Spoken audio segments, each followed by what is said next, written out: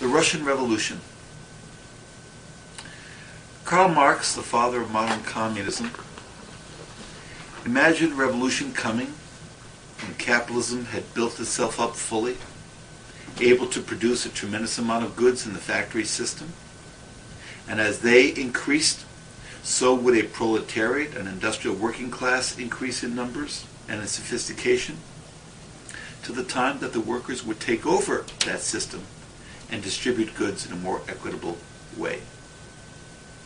Envisioning such a revolution, he was thinking in terms of advanced European countries like Germany, or England, perhaps the United States. Russia would probably be the last country that he would have imagined having a revolution of this sort. Because one of the first premises that we have to deal with is the backwardness of this country. It'll be very easy for us to condemn the Russian Revolution and see where it went wrong.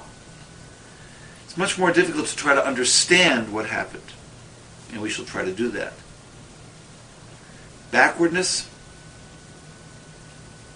There's an old story, which may not be true, but it's a good story in any case, that Tsar Nicholas I in the early 1800s banned various machinery from coming into Russia because on the boxes it said something to the effect of 1,000 revolutions per minute, and he took that in a political way. Maybe an apocryphal story, but I like it. How backward was Russia? So backward that serfdom, that medieval institution, wasn't abolished in Russia until the 1860s. That's very late in the game, certainly as far as European history is concerned. And I should mention also that when serfdom is abolished, and one day that ex-serf can now say, well, I'm a peasant, didn't necessarily change his situation in the real world very much. We're talking about a country without a democratic tradition, a constitutional tradition, a multi-party tradition. None of that.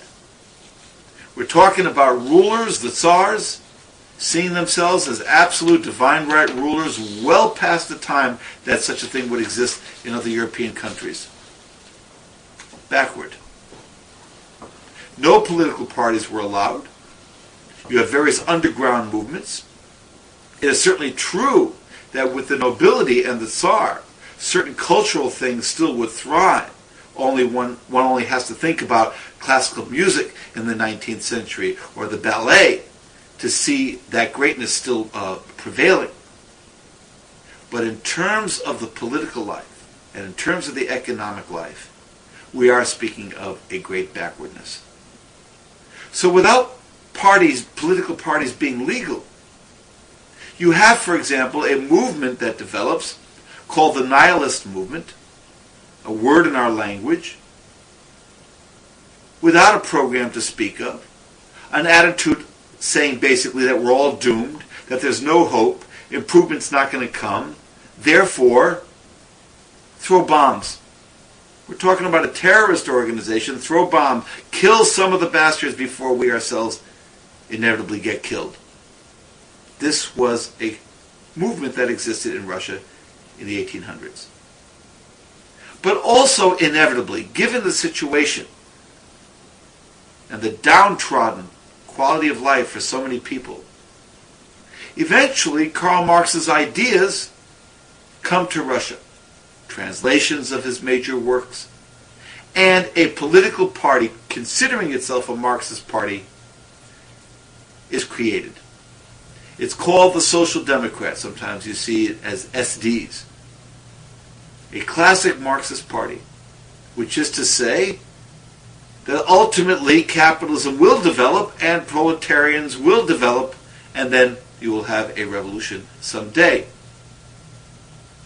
There also were other underground, this is an illegal party we're talking about, the Social Democrats. In fact, so dangerous was it to be a member of such a party, a revolutionary party, that many of these people didn't even live in Russia. It was too dangerous for them to. And they're living in exile in one European city or another. Sample complete. Ready to continue?